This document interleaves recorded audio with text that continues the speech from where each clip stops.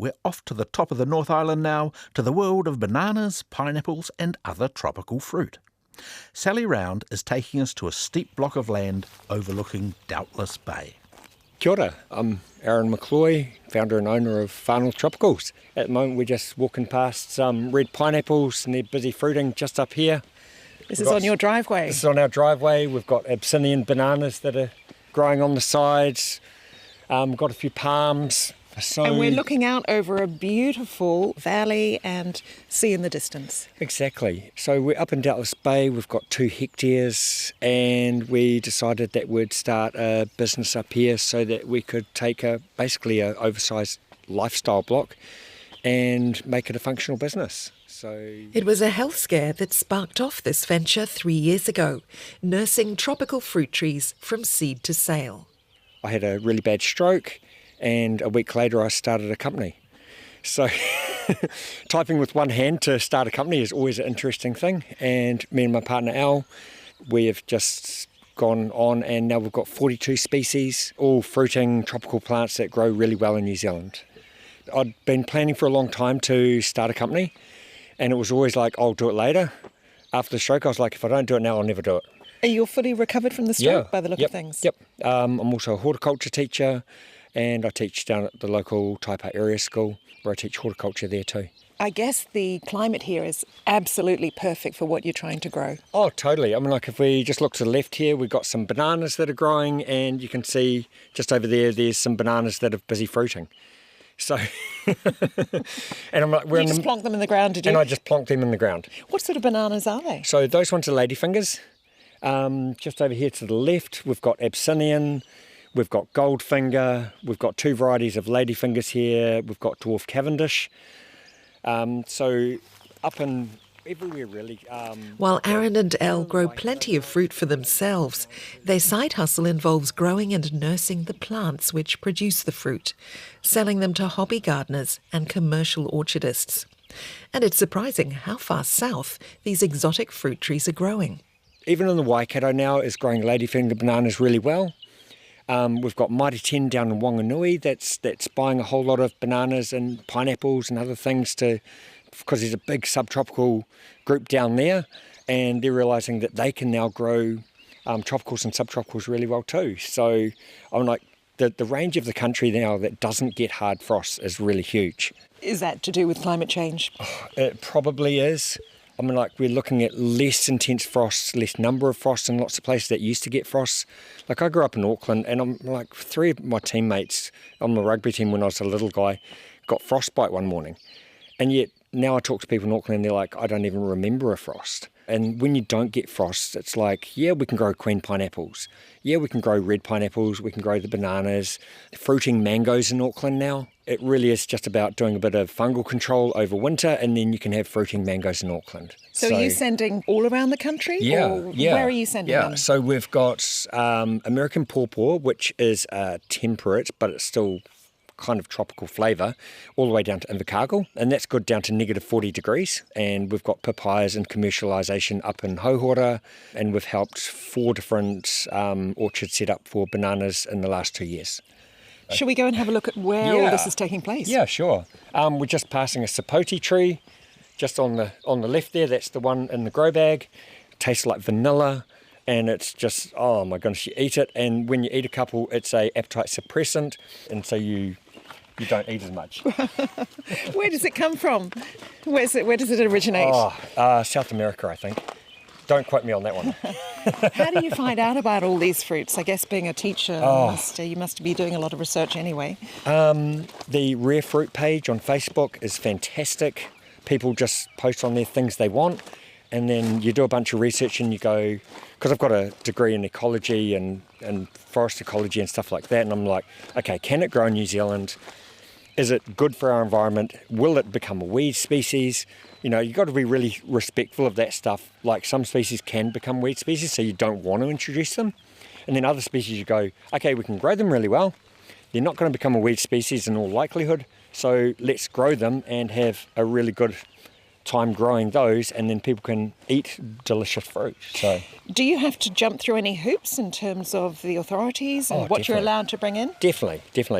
There's an MPI basic list of things that you are able to bring in, but honestly, I've spent thousands of bucks paying for seeds to come in from companies overseas, and the hit rate is so poor. A lot of tropical seeds, they won't germinate after they've been dried for too long. So how do you get things going then? It really is about finding the right people with the plants, getting the seeds fresh, and then building up your stock that way.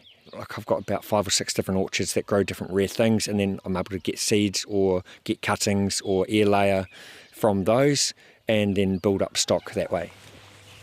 We head down the path to a large greenhouse, past the pet goat, the living weed eater. She's cute, but she also has caused some damage over time. She's useful, Yeah. keeps the weeds down. Oh, exactly. So this is our first of our big greenhouses that we built after Cyclone Gabrielle.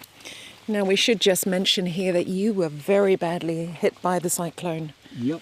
We had a greenhouse towards the top of our property, and the roof got ripped off, and we lost about 60% of our plants. We lost a few thousand pineapples just because of the intense wind ripping the plants out of the ground. We had a whole lot of papayas, and they got all just completely knocked in half. We had over half of our roof get ripped and twisted. This is your house? Of our house. So yeah, it was pretty bad. But Wow. lots of people had worse than us. You know, we were safe. So So that have was you fine. had to start from scratch with all your plants? Yeah, pretty much. Although things are looking pretty lush in here. And Yeah. Is this a year's worth of Yeah, growth? this is a year's worth of growth. The flourishing greenery is in large part thanks to Aaron's partner Elle Montgomery, potting and weeding here in the greenhouse and doing the marketing. The demand has just increased 400% every year. The first year, you know, a couple of $1,000 worth of plants sold. I was like, oh yeah, this is a nice little, little bit of extra play money. Second year, 400% more than that. Third year, 400% more than that. And, we've already got 2 orders for whole orchards for bananas. People recognising that they can make 60 grand per hectare off bananas, whereas off dairy or beef, dry stock beef, they're making 1.5 grand per hectare. There's a guy who's put in a whole orchard of bananas down Taranaki, and yes, he has to protect them from frosts in winter, but they're growing and they're fruiting year round. But surely they will be more expensive than your average banana in the supermarket that you're getting in, that's the imported type. Well, you're right. Kiri now sells New Zealand grown bananas for $10 a kg. And for wholesale, we had a buyer fly up from Queenstown to find out what orchards we've supplied and to get some supply for New Zealand grown papaya, New Zealand grown bananas down for Queenstown and Wanaka for clients down there. So there is demand for this locally produced tropical fruit. Yep. And I've had people tell me that the New Zealand grown papaya are as good, if not better, than papaya that are grown and eaten overseas. But the ones that are imported from overseas taste really subpar, and I totally agree, because they're picked too early, their sugar level is too low, and they're picked early so that they survive the long trip, and then they're refrigerated, and we all know that some fruit just does not taste good refrigerated. What sort of learning process did you have to go through to get to this stage? Oh, I had to research every single species, its ecological niche, its environment, its upper and lower minimums, the nutrient demands that it has, the pest demands that it has, if it has any fungal issues, what sort of potting mix to grow it in. So now when we go out to somebody who we're helping with a banana orchard, we go, okay, here's your base soil, we do a soil test, help them out that way, and then we say, okay, here's what you need to get them growing. And then here's the different regime of fertiliser to get them fruiting successfully so you get your 15 to 25 kg bunches. Here in the greenhouse, Aaron picks off any pests by hand and sprays with copper to stop any fungal problems, nipping any infestation in the bud. And fickle climate here with drought 1 minute, floods the next. Wow. How do the fruits cope? Well, with that's the that? cool thing, like especially for bananas, because they store so much water in their trunks, they cope with droughts exceptionally well. We've had one farmer put in a hectare of bananas just for the food fodder for his cows, because he knows when there's flooding and it's over the level of grass. They can't browse on the grass, but if he's got the bananas, he can chop, drop, and shred the bananas, and that's food fodder for the cows. Or if there's not enough water and he needs plants, he can just literally just go along and take the leaves off or just chop them down, and then they regrow really, really quickly. And we've had people, even down in Westport with papaya in Westport, which you think papaya would not grow there, they sent me a photo of a stick. And I was like, that is looking 90% dead, but if you try this and this and this, then it might work. They tried it, it started flowering. They said, have you got any pollen? We said yes, we sent them down some pollen. Then they got some fruit out of their papaya. Breakfast fruit salad must be great at your place. Oh, our homegrown bananas are spectacular. We've got a ripe pineapple at the top of the drive that I'm looking at going, any day now, it's going to be ready to pick. And I'm like, we're, a couple of weeks away from the shortest day of the year? You know, we're really close to the middle of winter and we've got fruiting pineapple ready to be picked. You sound really surprised the climate is really working for this fruit. Well, I mean, like, you start it and you go, I'll give this species a try, and then you try it, you grow it, and you go, it's not just working, but it's working right through the year. I had somebody who's just signed up to start a new orchard in October, and they're like, it's fully becoming a banana republic up here. Because when you come through Whangarei, you see all the banana orchards that are going in. And when you come further north, you're starting to see Aonui, there's banana orchard going in there. You can see banana orchards just popping up near the roads. But what you don't see is that away from the roads, there's hectares of bananas going in. And people are making $5 a kg. A bunch is 15 to 25 kgs. And you plant them 3 metres apart. And you get a bunch every year. And you think, per hectare, that is crazy amount of income coming in.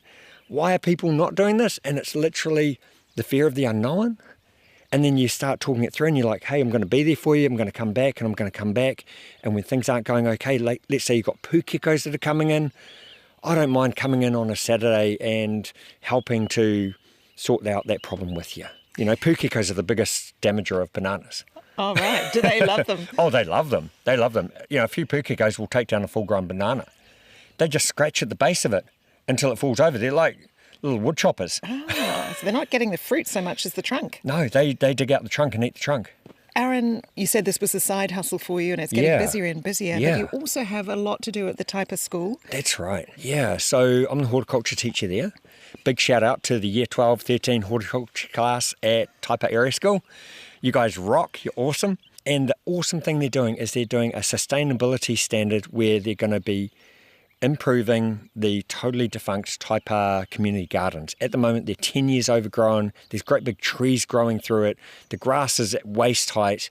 And they've got a plan, they've got funding, and they're just starting the process of growing the plants to be able to have a proper functioning community garden so we can give back to our community. They're going to be growing it, they're looking after it, and then the produce is going out That's free right. to locals. Yep, and Whānau Tropicals has donated $1,000 worth of plants to it as well. What sort of plants are they going to be growing there? So they're going to be growing bananas, tropical guavas, dragon fruit, Hawaiian gold passion fruit. They're going to be growing pineapples, cherimoyas, tomatillos, as well as your normal cabbages and kales and those normal things that you go, oh yeah, those grow anywhere. So we'll grow those as well. But we want to have a theme which fits the environment up here. So we're not going to be going for the really high temperate species because we've noticed that the temperate species aren't fruiting as well up here anymore. And so we're like, well, let's lean into the increased temperatures. Let's lean into the things that are producing well and have a real local flavour. Aaron McCloy. Far North Tropicals is expanding. A new greenhouse will double their output of luscious tropical fruiting plants for others to take on and harvest their own fruit. Sally Round was speaking to Aaron at his nursery in beautiful Doubtless Bay.